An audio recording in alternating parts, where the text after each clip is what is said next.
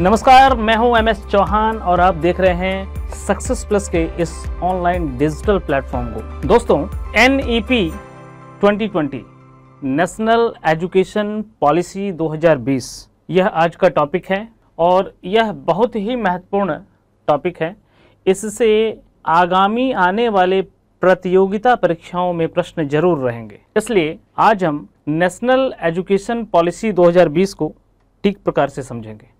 Dear students, अगर आप केंद्रीय विद्यालय, नवोदय विद्यालय, DSSB या किसी अन्य राज्यों के भी टीचिंग से रिलेटेड एग्जामिनेशन की प्रिपरेशन कर रहे हैं तो आपके लिए यह चैप्टर मोस्ट इम्पॉर्टेंट होने वाला है। तो चलिए स्टार्ट करते हैं, इसकी बारीकियों को समझते हैं। नेशनल एजुकेशन पॉलिसी 2020, एक एक करके इन चीज़ों को समझने का हम प्रयास करेंगे। तो आप हमारे साथ एक पेन पेपर लेकर के जो मेन पॉइंट है वह भी नोट करते हुए जाएंगे। जहाँ तक बात करें तो नई शिक्षा नीति के तहत जो स्कूली शिक्षा से लेकर उच्च शिक्षा में कई अहम बदलाव हुए हैं और ये बदलाव कस्तूरी रंगन की अध्यक्षता में हुई है, यानी कस्तूरी रंगन कमेटी की अध्यक्षता में हुई है। इसके बदलाव के बारे में हम जानेंगे। राष्ट्रीय शिक्षा नीति NEP 1986 में ड्राफ्ट हुई थी और 1992 में, कब 1992 में इसमें संशोधन हुआ, कुछ अपडेट किए गए, कुछ अपडेट हुए और इसके बाद लगभग अगर आप देखें तो 34 साल यानी 34 इयर्स, यानी 34 साल के बाद 2020 में इसमें कई अहम व महत्वपूर्ण बदलाव किए गए। क्लियर है? तो देखो कितना बड़ा फासला है 34 साल के बाद, है ना। करीब आप मान के चलें कि 34 साल के बाद 2020 में महत्वपूर्ण बदलाव किए गए। अगर NEP 2020 की बात की जाए तो इसके लगभग 108 पेजों के ड्राफ्ट में 21वीं शताब्दी की पहली शिक्षा नीति बताया गया है। ठीक है, तो महत्वपूर्ण बात यहां पर आपको याद रखना है कि यहां पर कि 34 साल बाद 2020 में इसमें कई महत्वपूर्ण बदलाव किए गए और दूसरा कितने पेज का, 108 पेज का, और 21वीं जो शताब्दी है उनका पहला शिक्षा नीति 2020 यह बताया गया है, जिसका लक्ष्य क्या है, देश के विकास के लिए अनिवार्य आवश्यकता को पूरा करना, है ना। जो भी कंट्री के डेवलपमेंट के लिए शिक्षा में जो बदलाव किए जाने चाहिए उन बदलावों पर विशेष रूप से ध्यान देना। अगर हम बात करें तो 2014 के लोकसभा चुनाव से पहले ही आप सभी जानते हैं कि जो राष्ट्रीय शिक्षा नीति, जो सत्तारूढ़ भारतीय जनता पार्टी, जो BJP के चुनाव घोषणा पत्र का यह हिस्सा भी रहा है। क्लियर है? ये सारी बात आपको समझ में आ रही होगी। हालांकि अगर हम बात करें तो नई जो शिक्षा नीति है उसको लागू करने एवं शिक्षा के स्वरूप को बदलने के लिए लाखों की संख्या में शिक्षकों की जरूरत होगी। भाई, टीचर की रिक्वायरमेंट तो होगी ही, क्लियर है, एक बड़ी संख्या में। और अभी वर्तमान समय की स्थिति भी आप देख पा रहे होंगे कि इस विद्यालयों में शिक्षकों की संख्या कितनी कम है, कि जो एक आइडियल रेशियो होना चाहिए उसकी पूर्ति भी नहीं हो पा रही है। मौजूदा वक्त में स्कूल एवं कॉलेजों के आप मान के चलें कि 35 करोड़ से ज्यादा विद्यार्थियों के लिए 35 करोड़ से ज्यादा विद्यार्थियों के लिए 1 करोड़ से ज्यादा शिक्षक हैं। कितने? 1 करोड़ से ज्यादा शिक्षक हैं। ठीक बात। देश में करीब 15 लाख से ज्यादा स्कूल हैं। कितने? 15 लाख से ज्यादा स्कूल हैं। 1000 से ज्यादा विश्वविद्यालय हैं। 1000 से ज्यादा कितने हैं? विश्वविद्यालय हैं। और 41,000 से ज्यादा 41,000 से ज्यादा जो है कॉलेजेस हैं। निजी कॉलेजों को जोड़कर संख्या और भी ज्यादा है। यानी आप देखें तो बृहद तौर पर एजुकेशन सिस्टम काम कर रहा है।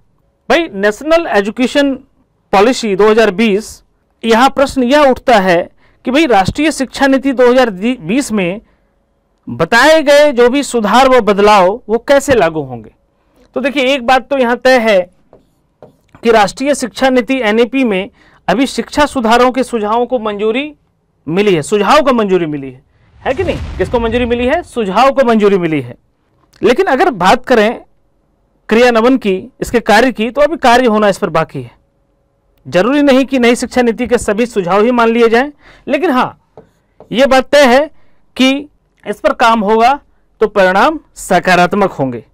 नई शिक्षा नीति के सभी सुझाव की अगर बात करें तो आप सभी जानते हैं कि अगर शिक्षा के क्षेत्र की बात की जाए तो शिक्षा जो है एक समवर्ती विषय है, जिस पर केंद्र व राज्य, है ना, केंद्र व राज्य, यहां पे दोनों सरकारों की रजामंदी जरूरी है, यानी जिस पर केंद्र और राज्य दोनों कानून बना सकते हैं। नई शिक्षा नीति में शिक्षा सुधार के जो भी सुझाव दिए गए हैं वह राज्य और केंद्र के सहयोग से ही लागू किए जाएंगे।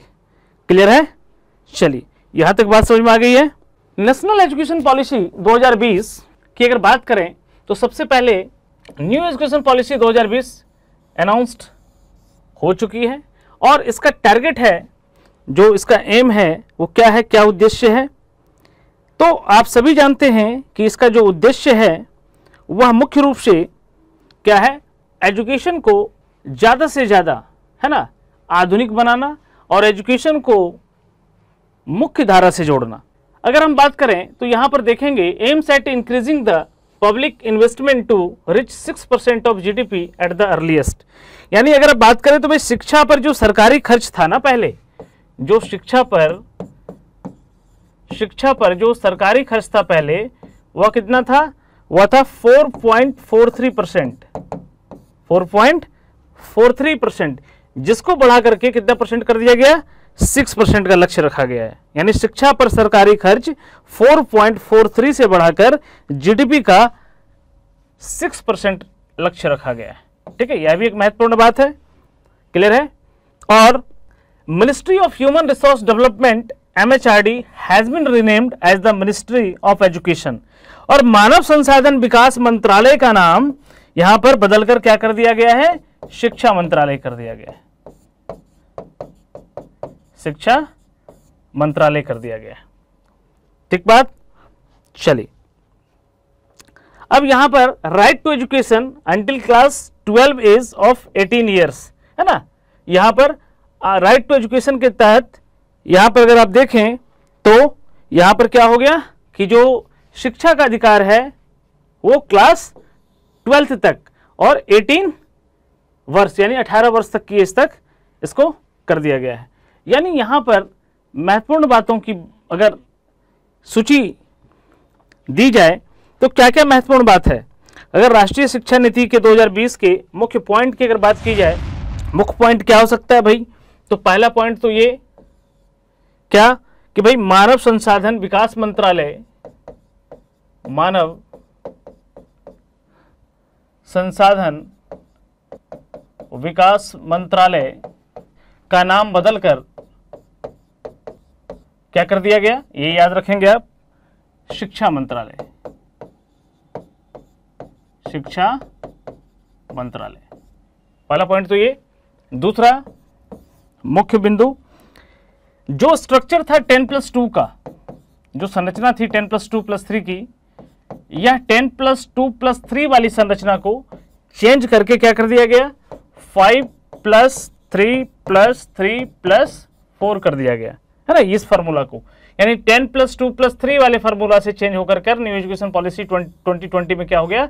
5+3+3+4 हो गया। और महत्वपूर्ण बात क्या है? तीसरी जो महत्वपूर्ण बात है वो क्या है? शिक्षा पर जो सरकारी खर्च था, शिक्षा पर जो सरकारी खर्च था वो कितना था? 4.43%, है ना, जीडीपी का, जिसको बढ़ा करके इंक्रीज करके कितना कर दिया गया? 6% का लक्ष्य रखा गया है। कितना? 6% का लक्ष्य रखा गया है। क्लियर है? यह तीन महत्वपूर्ण बातें समझ में आ रहा है। और कुछ मुख्य बिंदु मोटे तौर पे देख लेते हैं। चौथे पॉइंट में ग्रेजुएशन में 3 से 4 साल की डिग्री वो एमफिल की जो अनिवार्यता थी वो खत्म कर दी गई है। ठीक है, ग्रेजुएशन में 3-4 साल की डिग्री व एमफिल की अनिवार्यता खत्म कर दी गई है और छठी कक्षा से ही क्लास 6 है ना, क्लास 6 से ही छात्रों को प्रोफेशनल स्किल की शिक्षा पर जोर दिया गया है ना, प्रोफेशनल स्किल पर क्या दिया गया, जोर दिया गया है। 10वीं और 12वीं, अगर हम छठे पॉइंट के मुख्य बिंदु की बात करें तो जो 10वीं और 12वीं है, 10th एंड 12th की जो बोर्ड परीक्षा है उसको भी थोड़ा आसान बनाया गया है। क्लियर है।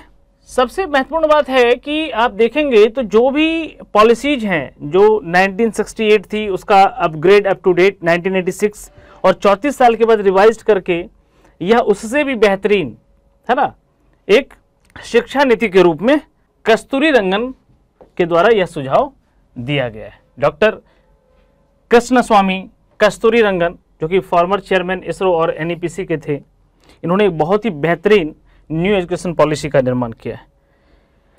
चलिए अब अगले पॉइंट की अगर बात करें, 7वें पॉइंट की, तो यूजीसी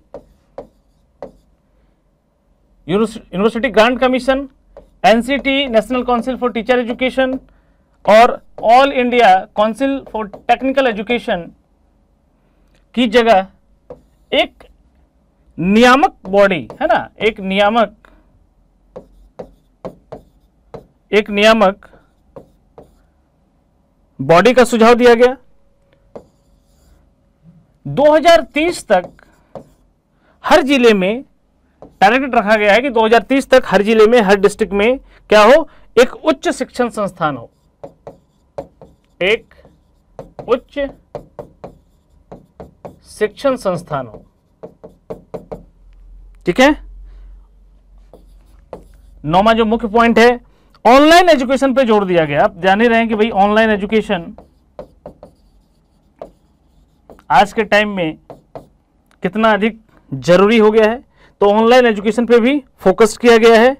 और आप कह सकते हैं कि विदेशी विश्वविद्यालयों को है ना, विदेशी विश्वविद्यालयों को भारत में कैंपस खोलने की अनुमति भी दी गई है। भारत में कैंपस खोलने की अनुमति। ठीक है। तो मोटे तौर पर कुछ यह महत्वपूर्ण सुझाव इस पॉलिसी में दी गई है। चलिए अब हम बात करें तो यह तस्वीर आप देख पा रहे होंगे, यह तस्वीर है कस्तूरी रंगन की। डॉक्टर कस्तूरी रंगन, इनका जन्म 24 अक्टूबर 1940 में हुआ और ये इंडियन स्पेस साइंटिस्ट, ये चेयरमैन रहे हैं इंडियन स्पेस रिसर्च ऑर्गेनाइजेशन के और एनईपीसी के। कस्तूरी रंगन की अध्यक्षता में ही यह पूरा का पूरा रिपोर्ट एनईपी 2020 तैयार किया गया। ठीक है, कस्तूरी रंगन की ही अध्यक्षता में। अगर हम बात करें तो कस्तूरी रंगन को पद्म विभूषण से भी सम्मानित किया जा चुका है। ठीक है, और इनका जो फील्ड है वह स्पेस रिसर्च रहा है और यह दो बड़े इंस्टीट्यूशंस, एक तो national institute of advance studies और इंडियन स्पेस रिसर्च ऑर्गेनाइजेशन पे इन्होंने अपनी महत्वपूर्ण भूमिका निभाई है। ठीक बात, तो याद रखिएगा। अब जो अभी वर्तमान में एजुकेशन मिनिस्टर हैं वो हमारे धर्मेंद्र प्रधान जी हैं, ये आप सभी जानते होंगे, और यह शिक्षा मंत्री कहलाएंगे, क्योंकि मैंने इससे पहले आपको बताया कि एमएचआरडी का नाम बदल करके है ना, शिक्षा मंत्रालय कहा गया है, तो अब ये शिक्षा मंत्री कहलाएंगे, है ना, शिक्षा मंत्री। Ministry of human resource development has been renamed as ministry of education, government of India, government of India. ये देखिए भाई, यहां पर अगर एजुकेशन पॉलिसी की बात की जाए, एजुकेशन पॉलिसी की बात की जाए तो इंदिरा गांधी का जब गवर्नमेंट था तो 1968 एनईपी 1968 आया था। फिर राजीव गांधी के टाइम एनईपी 1986, और प्रधानमंत्री मोदी, है ना, जब इनका गवर्नमेंट ऑफ इंडिया, अभी किसका, मोदी का मंत्रिमंडल है, तो यहां पर आप देखें तो यह एनईपी 2020 क्लियर है यहां पर। तो यह भी बहुत महत्वपूर्ण है कि किसके समय में कौन सी पॉलिसी आई थी, तो जरूर याद रखेंगे। एनईपी ये श्रीमती इंदिरा गांधी के टाइम पे, एनईपी 1968, एनईपी 1986 ये राजीव गांधी के टाइम पे, और मिस्टर नरेंद्र मोदी एनईपी 2020 इनके समय में न्यू एजुकेशन पॉलिसी 2020 कस्तूरी रंगन की अध्यक्षता में लाया गया। ठीक बात। अब हम इस पॉलिसी के बारे में डिटेल से पढ़ेंगे, एनईपी 2020 के बारे में हम डिटेल से पढ़ेंगे। एनईपी 2020 में जो फॉर्मूला की बात की गई है वह फॉर्मूला क्या है, वो फॉर्मूला है 5 + 3 + 3 + 4। यह फॉर्मूला है क्या, है ना, ये क्या फॉर्मेट है, फॉर्मूला क्या है। तो भाई नई शिक्षा नीति में 10+2 की जगह आपको पता है कि जो पहले का पैटर्न था वो क्या था, 10+2 + 3। तो यह जो फॉर्मेट था, इस फॉर्मेट को चेंज करके क्या हो गया फॉर्मेट, 5 + 3 + 3 + 4 हो गया। क्लियर है। अब यहां पे 5 + 3 + 3 + 4 का फॉर्मूला क्या है, तो इसमें जो 5 का अर्थ है ना, जो आप देख रहे हैं 5 का अर्थ क्या है, तो 5 का अर्थ है 3 साल का प्री स्कूल, है ना, 3 साल का क्या हो जाएगा, प्री स्कूल हो जाएगा, प्री स्कूलिंग हो जाएगा। क्लियर है, 3 साल का प्री स्कूल। उसके बाद के जो 2 साल होंगे ना, पहली और दूसरी कक्षा के, है ना, यानी पहली और दूसरी कक्षा के, यानी यहां पर 1 साल हो गया और यहां पर भी 1 साल हो गया, तो 3 साल ये और 2 साल ये, टोटल कितना हो गया, 5 साल। यानी कुल मिलाकर के यहां पर 5 का मतलब क्या है, 5 का मतलब है 3 साल का प्री स्कूल के, और 3 साल के प्री स्कूल के बाद 2 साल का क्या हो जाएगा, पहले साल का पहला और दूसरे साल का दूसरी कक्षा में। ठीक है, समझ में आ गया।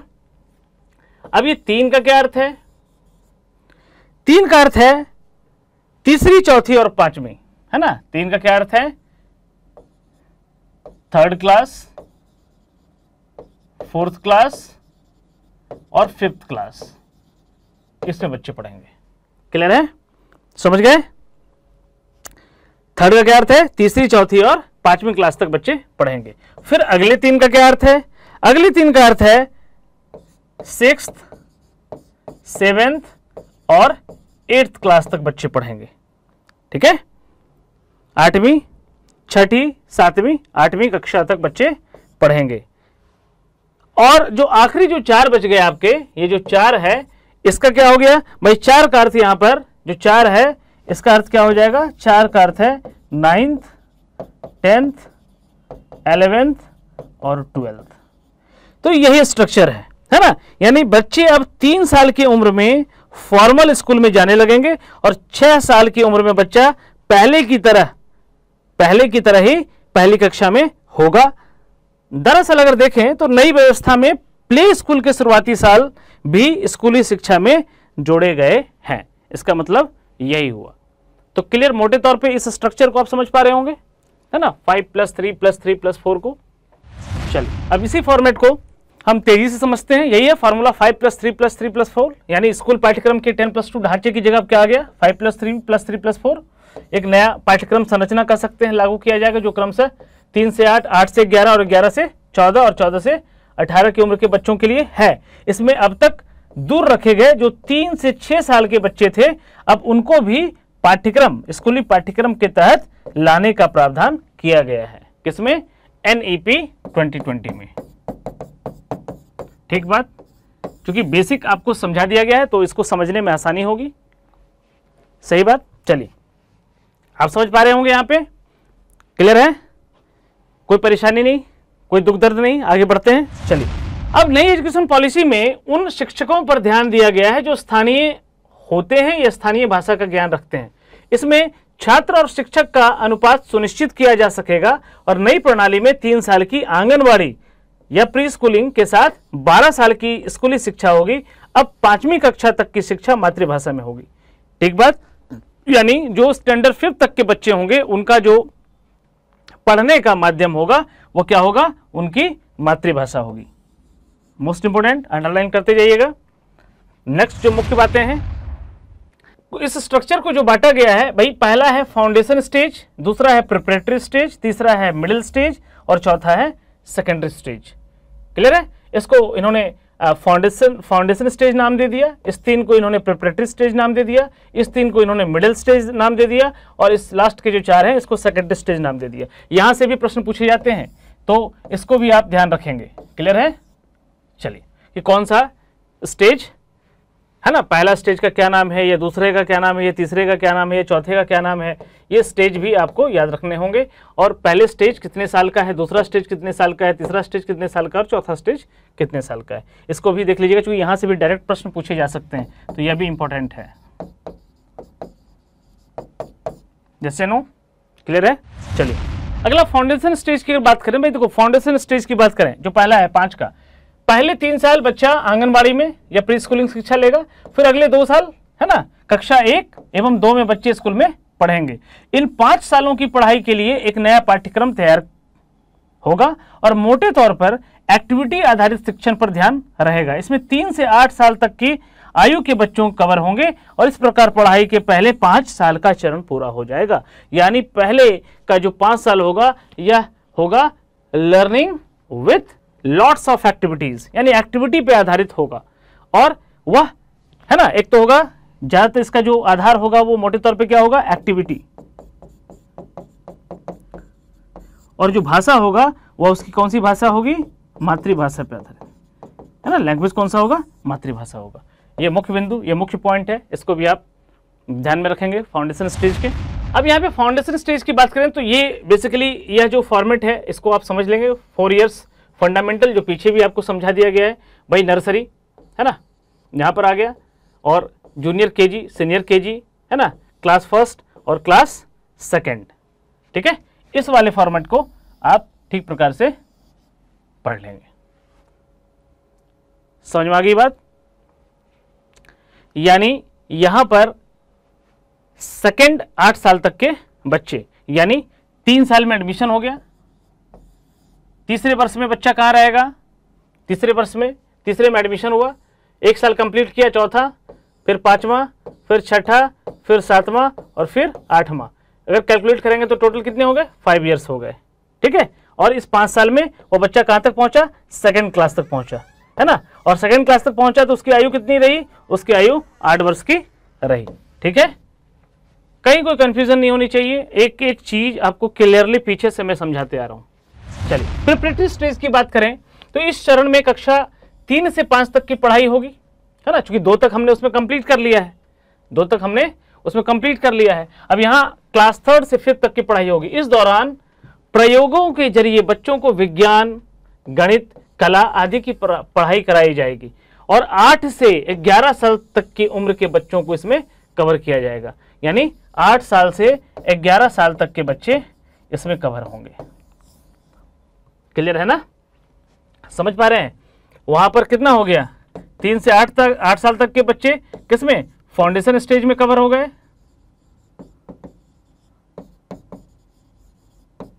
और उसके आगे 8 से 11 साल का बच्चा किस स्टेज में आ गया? प्रिपरेटरी स्टेज में आ गया। यस या नो? क्लियर है? चलिए, प्रिपरेटरी स्टेज की अगर बात करें तो प्रारंभिक चरण कुछ नए विषयों की शुरुआत के साथ धीरे धीरे, है ना, प्ले पे आधारित होगा ना, प्ले वे मेथड के द्वारा अधिक से अधिक सिखाया जाएगा।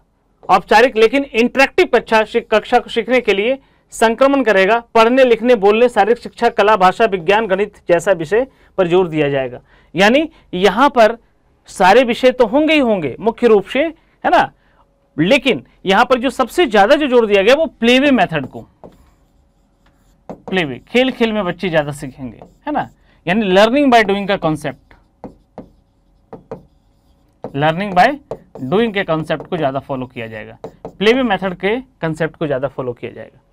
एक बार प्रिपरेटरी स्टेज की अगर बात करें तो देखिए प्रिपरेटरी स्टेज में वही है कि बेसिकली वहां पर आप देखें यहां पर कि भाई ये standard third 9 years, standard fourth 10 years, standard fifth 11 years, है ना, यानी यहां पर बच्चा 8 से 9, 9 से 10 और 10 से 11 इस स्टेज में रहेगा।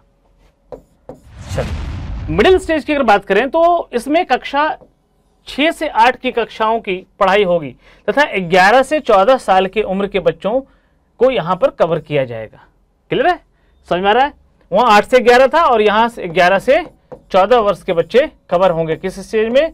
मिडिल स्टेज में कवर होंगे। इन कक्षाओं में विषय आधारित पाठ्यक्रम पढ़ाया जाएगा। छात्रों को सीखने के दायरे को व्यापक करते हुए थोड़ा और विस्तृत रूप में विज्ञान गणित कला सामाजिक विज्ञान और मानविकी जैसे विषयों में अमूर्त अवधारणाओं से परिचित कराया जाएगा, है ना। यानी पहले का जो स्तर था वो क्या था? मूर्त अवधारणाओं पे आधारित। अब अमूर्त अवधारणाओं पे आधारित चीजों पर भी फोकस किया जाएगा। इससे पहले वाला प्लेवे मेथड पे था, है ना, यानी प्लेवे मेथड में ज्यादा चीजें जो बताई जा रही है बच्चों को, ये पढ़ाई जा रही है, उसका स्वरूप कैसा होता? मूर्त रूप में होता है ना, मूर्त स्वरूप में होता है ना। क्योंकि अब बच्चे धीरे धीरे बड़े हो गए हैं तो बच्चे अमूर्त स्वरूप के कंसेप्ट को भी समझ सकते हैं, इसलिए इस स्टेज में, है ना, अमूर्त अवधारणाओं से भी परिचित कराया जाएगा। किस स्टेज में? मिडिल स्टेज में। जैसे नो क्लियर है? तो मिडिल स्टेज यहां पर आप देखें 6th 12 ईयर्स तक कंप्लीट हो जाएगा बच्चे का और 13 वर्ष तक वो 7वीं कक्षा कंप्लीट कर लेगा और 14 वर्ष तक 8वीं कक्षा कंप्लीट कर लेगा। मुख्य बात ये होगी, ठीक है। चलिए सेकेंडरी स्टेज। सेकेंडरी स्टेज ये अंतिम चरण है ना, ये अंतिम चरण है। क्योंकि जो स्ट्रक्चर था वो हमारा क्या था? 5+3+3+4, है ना।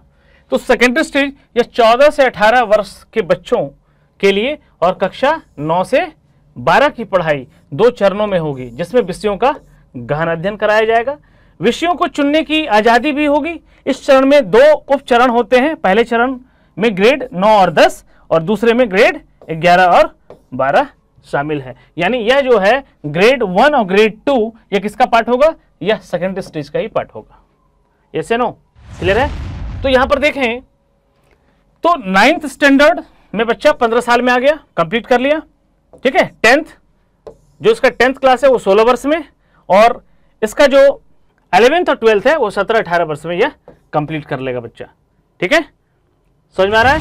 अब हम कुछ महत्वपूर्ण तथ्यों की बात करेंगे, है ना, महत्वपूर्ण तथ्यों की बात करेंगे, कुछ इंपॉर्टेंट फैक्ट्स, कुछ इंपॉर्टेंट पॉइंट्स, है ना, जो कि बेहद जरूरी है।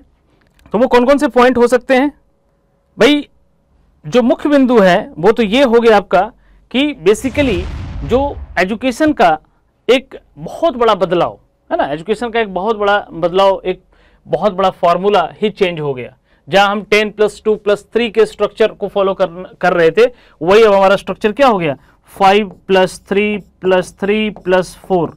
और मैं उम्मीद करता हूं कि इस स्ट्रक्चर को अब आप बेहतर समझ पा रहे होंगे, है ना, क्योंकि यहां से बहुत सारे प्रश्न पूछे जाएंगे। 29 जुलाई 2020 को भारत में नई शिक्षा नीति 2020 को कैबिनेट की मंजूरी मिल गई। अब 5वीं कक्षा तक की शिक्षा मातृभाषा में होगी। यह भी हमने पीछे पढ़ा। देश में सबसे पहली शिक्षा नीति इंदिरा गांधी द्वारा 1968 में शुरू की गई थी। अभी हमने 3 पिक्चर देखे थे, है ना। तो शुरुआत किसने की थी? इंदिरा गांधी ने। कब? 1968 में। दूसरी जो पॉलिसी आई NEP 1986 वो आई राजीव गांधी के समय में और NEP 2020 आया किसमें? नरेंद्र मोदी के टाइम में। क्लियर है? तो आपको ये ध्यान रखना है, ठीक है। पहली, दूसरी और तीसरी। स्कूल पाठ्यक्रम के 10+2 के ढांचे की जगह अब 5+3+3+4 का नया पाठ्यक्रम संरचना लागू कर दिया गया, जो कि क्रमशः 3 से 8, 8 से 11, 14 से 18 के बच्चों के लिए तैयार किया गया।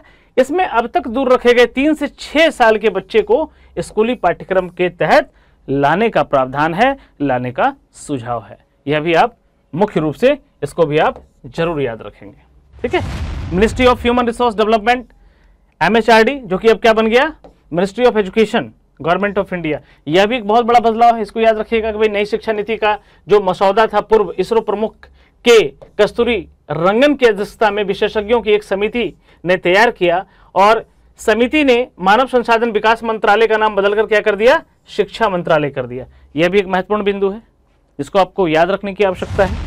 नई शिक्षा नीति 2020 में शिक्षा पर सकल घरेलू उत्पाद का 6% खर्च किया जाएगा, जो कि अब तक कितना था, 4.43% था। यह भी एक मुख्य बिंदु है जहां से प्रश्न बन सकते हैं। मानव संसाधन विकास मंत्रालय का नाम बदलकर शिक्षा मंत्रालय कर दिया गया। अतः अब जो धर्मेंद्र प्रधान देश के शिक्षा मंत्री हैं, इनको भी आप ठीक प्रकार से पहचान लीजिए। धर्मेंद्र प्रधान जी हैं, ये शिक्षा मंत्री हैं वर्तमान में।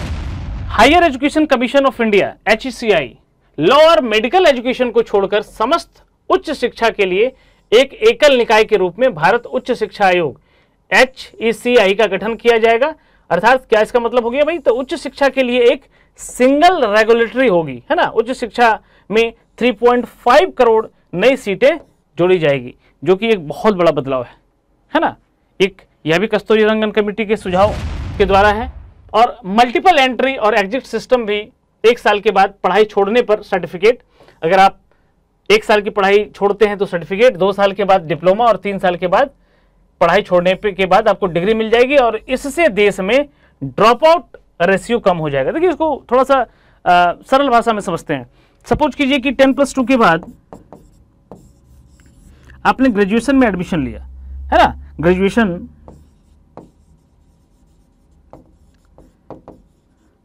Graduation first year, second year और थर्ड ईयर। ठीक है, graduation first year, second year, third year.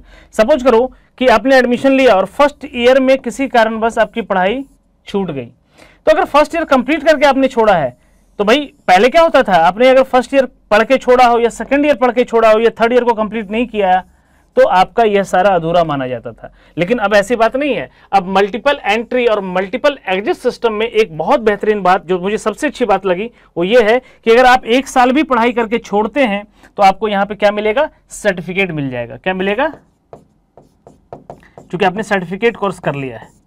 ठीक है, अगर आप 2 साल पढ़ के छोड़ते हैं तो आपको डिप्लोमा मिलेगा और अगर 3 साल कंप्लीट कर लेते हैं तो आपको डिग्री मिलेगा। अब सपोज ये कोई बच्चा सर्टिफिकेट पढ़ करके छोड़ दिया और आगे फिर कभी भविष्य में उसकी पढ़ने की इच्छा हुई तो इस सर्टिफिकेट को दिखा करके वह सेकेंड ईयर में डायरेक्ट एंट्री कर सकता है डिप्लोमा के लिए। या आपने डिप्लोमा कंप्लीट कर लिया तो आप इस डिप्लोमा को दिखा करके थर्ड ईयर में डायरेक्ट एंट्री कर सकते हैं। किसके लिए, डिग्री के लिए। तो यह सबसे अच्छी बात है, इसलिए इसको मल्टीपल एंट्री और एग्जिट सिस्टम नाम दिया गया है। क्लियर है, कितनी अच्छी बात है कि यहां पर आप अगर फर्स्ट ईयर में छोड़ते हैं तो सर्टिफिकेट लेकर के आप छोड़ सकते हैं, सेकेंड ईयर में डिप्लोमा लेकर के, थर्ड ईयर में डिग्री लेकर के, है ना। इससे क्या होगा, ड्रॉप आउट रेशियो कम होगा, है ना। जहां तो बच्चे अगर मान लीजिए फर्स्ट ईयर में पढ़ाई छूट गई या सेकेंड ईयर में छूट गई तो ये सब काउंट ही नहीं होता था पहले, अब यह सारे काउंट होंगे, है ना। क्लियर है, तो बहुत अच्छी बात है ये, सबसे बेहतरीन। इस नीति में छात्र शिक्षक अनुपात पर बल दिया गया और हर स्कूल में छात्र शिक्षक अनुपात 30:1 बहुत ही आइडियल रेशियो है। 30 छात्र पर 1 टीचर होना चाहिए। उन स्कूलों में जो सामाजिक आर्थिक रूप से वंचित क्षेत्रों में है वहां छात्र शिक्षक अनुपात 25:1 तय किया गया है। देखिए बहुत इंपॉर्टेंट पॉइंट है। वैसे तो छात्र जो शिक्षक रेशियो है, टीचर्स स्टूडेंट रेशियो, वो 30:1 है, परंतु अगर उन स्कूलों की बात जो कि सामाजिक और आर्थिक रूप से वंचित क्षेत्रों में है वैसे स्कूल, तो वैसे स्कूलों में जो रेशियो होगा वो क्या होगा, 25:1 का रेशियो। तो यह था आपका न्यू एजुकेशन पॉलिसी 2020। मुख्य रूप से इन बिंदुओं पर आप अगर गौर करेंगे तो जो भी प्रतियोगिता परीक्षा है उनमें जो प्रश्न बनने की संभावना है वह प्रश्न यहीं से बनेगा। मैं उम्मीद करता हूं कि आपको यह पूरा का पूरा कंसेप्ट, इसका जो स्ट्रक्चर है 5+3+3+4 का, वह भी समझ में आया होगा और कुछ जो बड़े बदलाव हुए हैं NEP 2020 में उसे भी आपने बेहतरीन तरीके से समझा होगा। और जो भी प्रश्न अब इस पर आधारित होंगे वह प्रश्न आपसे जरूर बनेंगे। अब अगली क्लास में हम NEP 2020 यानी न्यू एजुकेशन पॉलिसी 2020 पर आधारित प्रश्नों को करेंगे। मैं उम्मीद करता हूं कि आज की क्लास आपके लिए बेहतरीन होगी और यह आपके आने वाले प्रतियोगिता परीक्षाओं के लिए भी बेहतरीन सिद्ध होगी। इसी प्रकार के वीडियो को देखने के लिए हमारे चैनल पे बने रहें। हमारे चैनल को लाइक, शेयर और सब्सक्राइब करना ना भूलें और अपने दोस्तों, अपने रिश्तेदारों के साथ वीडियो को ज़्यादा से ज़्यादा शेयर करें। मिलते हैं अगली वीडियो में, तब तक आप अपना बहुत ख्याल रखें, मस्त रहें, खुश रहें, आनंदित रहें। जय हिंद, जय भारत।